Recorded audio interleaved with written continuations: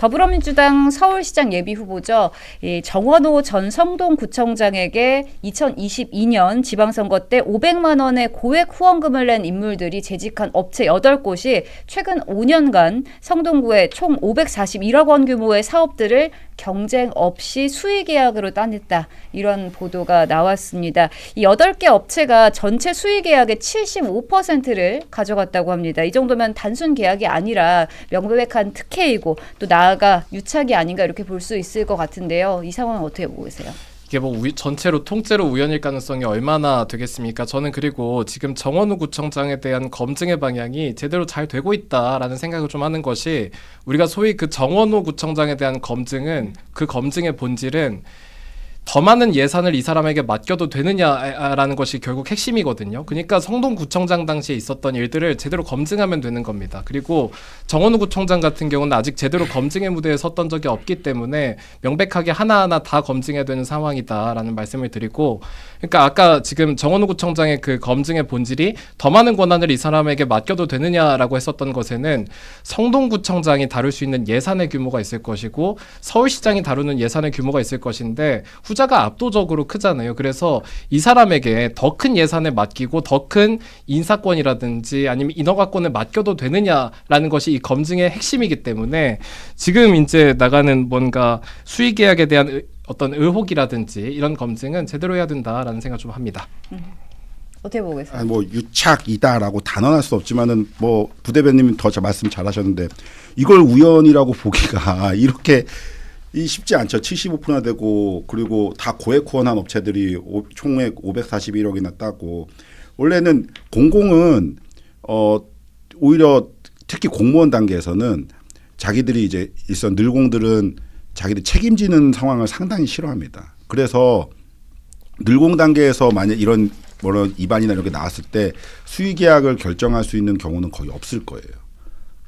대부분 내부 자문도 거치고 했을 때 어지간하면 심지어 기술력이 있든 없든 간에 어쨌든 입찰 참여하라고 하고, 거기서 이제 기술력이 없다는 식으로 배제하든지 해가지고서 그 사실상 수의계약의 형태로 가든지 뭐 그렇게 할 것인데, 뭐 그 입찰이 세부적으로 어떻게 됐는지 모르겠지만은 이렇게 우연의 일치라고 보기에는 너무 과도한 액수와 과도한 수치가 이렇게 됐으니까 저는 이거는 뭐 충분하게 검증을 해봐야 되는 것이고, 또 정원호 구청장이 어느 순간 되게 서울시장 예비 후보로서 후보로서 서울시장이 될 수 있다, 유력하다, 뭐 전에도 여기서 말씀드렸던 것 같은데 유력한 걸로 그냥 유력한 것 같고, 이재명 대통령이 언급한 거 이상의 뭐가 있는지 모르겠습니다, 사실 저는. 네. 우리가 보통 선거 예측할 때 지지율이 높기 때문에 지지율이 높은 사람이 제일 그 지지율이 허상에 가깝거든요. 그리고 검증은 내부에서 제일 잘할 수 있는데 지금 이재명 대통령에게 걸려있는 여러 가지 사법 리스크도 당내 경선 과정에서 제기가 됐던 거잖아요. 근데 민주당 내 지금 검증의 과정들을 본다면 우리 지금 국민의힘에서 제기하는 것도 있지만 박주민 의원이 굉장히 관심 있게 검증을 하고 있더라고요. 그래서 이 자체적인 그 검증의 과정도 충분히 지켜봐야 되는 것 같습니다. 네. 특히 또 정 전 구청장의 공약이었던 스마트 쉼터 사업과 관련해서도요. 다수의 수의 계약을 따낸 업체의 전 임원도 정 전 구청장에게 고액을 후원했다, 이런 사실이 드러났습니다. 이를 두고 이제 김재섭 의원이 세금 낭비의 쉼터다 이렇게 비판을 했는데 이 소리 어떻게 들으셨어요? 너무 타당하고 적절한 판이죠. 이게 보니까 스마트 쉼터 자체가 그 기능은 좋은 건 맞아요. 뭐 이게 다 뭐 밀폐돼 있고 어쨌든 간에 그래서 어쨌든 시원하게도 있을 수 있고 한데, 이 개당 설치 가격이 1억이 넘는다고 하더라고요. 그리고 이게 정 구청장이 이걸 되게 자기의 치적처럼 얘기를 하지만은 여기서 조사가 된 게 뭐 성동구 자체에서 집계하거나 아니면 이용자 만족도 조사 중심으로만 그걸 얘기했지, 이거 비용 대비 편익에 대한 이 독립적인 분석이 거의 없거나, 뭐 제가 대충 알아봤는데 거기선 제가 찾지를 못했었거든요. 그리고 이 스마트 쉼터가 그냥 설치만 하면 되는 것이 아니라 그동안에 계속 이제는 유지비라는 게 들지 않습니까? 전기료도 들어가고 통신비, 거기 뭐 인터넷도 된다고 하니까 그 뭐 청소, 수선, 고장 대응비 뭐 이런 모든 비용이 들어가는데 그 비용까지 감안하면은 세금을 이만큼 써가면서까지 할 수 있는 것인가라는 게 있죠. 사실 세금액이라는 게 한정돼 있으니까 스마트 쉼터 이 한 개만 보면 좋을 수 있겠지만은 이거를 여기에 이만한 돈을 씀에 따라서 다른 데다가 복지 사각에서 충분히 일어날 수 있는 것 아닙니까? 그러니까 거기에 충분히 되지 못한다면 충분히, 그런데 이게 하필이면은 경쟁 입찰을 거쳐서 제대로 한 것도 아니고 이 5년간 수의 계약을 계속 줬다고 하더라고요. 한 개 업체다. 그 업체에 마침 전 임원이 또 고액 후원했고 그러면은 당연하게 이게 결국은 세금 낭비의 쉼터라고 딱 이렇게 지칭할 수 있는 거 아닌가라는 근본적인 생각이 있습니다. 그러니까 저는 지금 이 검증이 굉장히 중요한 것이 아까 결국 정원우 구청장에 대한 검증의 핵심은 본질은 더 많은 권한과 더 많은 예산을 맡겨도 되겠느냐라고 그것이 본질이다라고 말씀을 좀 드렸었는데, 그러니까 지금 이제 성동구청장 당시에 있었던 그 공약에서 541억의 수주가 있었다라는 것이 김재섭 의원의 주장이잖아요. 근데 만약에 정말 여기서 탐탁치 않은 일 때문에 이상한 방식으로 수주가 됐다라고 한다면 이런 분이 그러면 서울시장이 된다면 여기에 수주 금액에 공 하나씩 더 붙지 않겠습니까? 저는 그래서 굉장히 중요한 검증을 좀 하고 있다라는 생각이 좀 들고, 그리고 인허가 관련돼서 지금 이 스마트 쉼터 사업 같은 경우는 이용하는 사람이 어떤 비용을 지출하거나 하는 사업은 아닌 것 같아 보입니다. 그런데 지금 이 부패에 대해서 그냥 나쁜 사람이 정치하는 거야라고 이제 비판을 하고 넘어갈 일이 아닌 게, 결국 부패는 비용이 발생합니다. 왜냐하면 보통 이제 어떤 사업자가 정치인이나 인허가권자에게 뭔가 부패적인 돈을 갖다 준다고 한다면, 그러면 당연히 이 사업자는 돈 벌려고 나쁜 짓을 한 것인데 당연히 이 원본 생각이 안 나겠습니까? 그러면 결국은 갖다 준 돈만큼 혹은 그 이상으로 그 자신이 이제 이 제공하는 그 서비스의 비용을 늘릴 거거든요. 그럼 결국은 더 높은 가격으로 이 서비스를 이용해야 되는 국민들에게 이 부담이 다 넘어가는 것이기 때문에 결국 이 부패라는 것은 피라미드 형상을 띠기 마련이고, 결국 가장 이제 그 피해를 보는 것은 보편적인 분들이기 때문에 제대로 검증해야 되는 상황입니다. 네, 빠르게 전재수 전 장관이죠. 전 장관 이야기도 좀 해보겠습니다. 전재수 의원 고가 명품 시계 수수 의혹이 있었는데 검경 합동수사본부가 까르띠에 명품 시계를 구체적으로 특정한 것으로 알려졌습니다. 785만 원 상당의 까르띠에 발롱 블루인데요. 그런데 전재수 의원은 전면 부인하고 있습니다. 이 상황 어떻게 보고 계세요?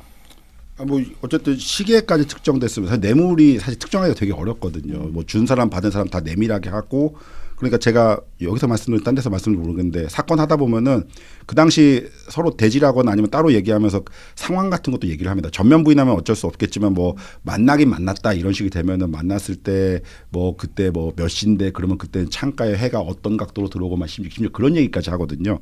근데 이제 이 시계까지 특정이 된 거 보면 당연히 구입 내역 있는 것이고 이게 그 시기에 마침 만나는 시기에 구입했고 했으면 이거를 사실 하긴 되게 어려울 거예요. 사실 이게 물건 특정이 쉽지가 않거든요. 이게. 네. 그러니까 지금 이 통일교와 관련돼 가지고 로비가 있다라는 것인데, 우리가 많이 언론 보도를 통해서도 확인할 수 있다시피 이 통일교가 로비를 했고 그 과정에서 한일 해저 터널 관련해 가지고 뭔가 로비가 있었다라는 주장들이 많잖아요. 근데 이 한일 해저 터널 같은 경우는 부산이 가장 영향을 많이 받는 곳입니다. 그리고 지금 전재수 의원에게 그 제기되고 있는 의혹들이 사실이라면 이거 굉장히 큰 문제인 게, 부산에 엄청나게 큰 영향을 미칠 수 있는 사업에 대해서 로비를 받았다라는 이야기까지 연결될 수 있는 상황이잖아요. 그래서 부산시장 선거에 나서는 사람에게 검증해야 되는 반드시 해야 되는 검증이고, 그리고 이런 것도 있는 것 같아요. 지금 이 뇌물죄와 관련해 가지고 공소시효가 좀 있다는 이야기가 있는데, 저는 이런 법 적용이나 어떤 범죄에서는 공소시효가 있지만 선거에는, 민심에는 공소시효가 없다라는 말씀을 드리고 싶습니다. 네. 그리고 뇌물죄 적용 여부 어떻게 보고 계세요? 이거 질문에서 그러니까 이게 뇌물죄 적용해서 금액 제한은 없는데, 네. 그 금액 제한 없을 때 그냥 7년이고, 근데 이제 특가법 위반으로 뇌물로 갈 때는 3천만 원 이상이면 5년 이상이어서 그때 이제 공소시효가 10년이거든요. 근데 지금 이제 이게 785만 원이어서 결국은 이제 현금 2천만 원 특정됐고, 785만 원 특정되면은 3천만 원이 안 넘으니까 특가법 적용이 안 돼서, 그래서 일반 뇌물죄로 가다 보니까 공소시효 7년은 도가 있나 보더라고요. 그래서 10년을 적용을 못 하니까 처벌은 될 수 없다라는 취지 정도인 것 같습니다. 제가 볼 때. 네. 그리고 마지막으로 속보 하나만 짚어드리겠습니다. 강선우 의원의 1억 원 공천원금 의혹과 관련해서 청구한 구속 적부심을 법원이 기각했다는 소식이 나왔습니다. 이에 따라 구속 상태는 그대로 유지된다고 하는데요. 어떻게 보고 계세요? 옳은 결정이죠. 사실 너무 소위 그전에도 제가 빼박이라는 표현을 썼었는데, 네. 그렇습니다. 네. 이 지금 지방선거를 앞두고 있기 때문에 공천원금과 관련해서는 굉장히 엄격하게 다뤄야 된다라는 생각을 하고 아까 부패 피라미드 말씀드렸잖아요. 이 공천원금이 사실 그 부패 피라미드의 상부에 위치하게 되는 것이 그러니까 보면은 구청장이 되려는 자가 그 지역구에서 공천에 영향을 미칠 수 있는 국회의원에게 지금 공천 헌금을 갖다 주게 된다면 돈을 갖다 주고 구청장이 된 사람은 그 돈을 어디서 구할까요? 결국은 자신의 인허가권을 활용해 가지고 어떤 부패한 사업가에게 받을 것이고 그럼 그 부패한 사업가는 자신이 장사를 할 때 이 비용을 시민들에게 전가할 것이거든요. 그래서 이 공천 헌금 문제만큼은 우리가 굉장히 엄격하게 다뤄야 하고 그리고 이 가장 큰 문제는 지금 지방선거 앞두고 있기 때문에 신중하게 제대로 살펴봐야 됩니다. 네.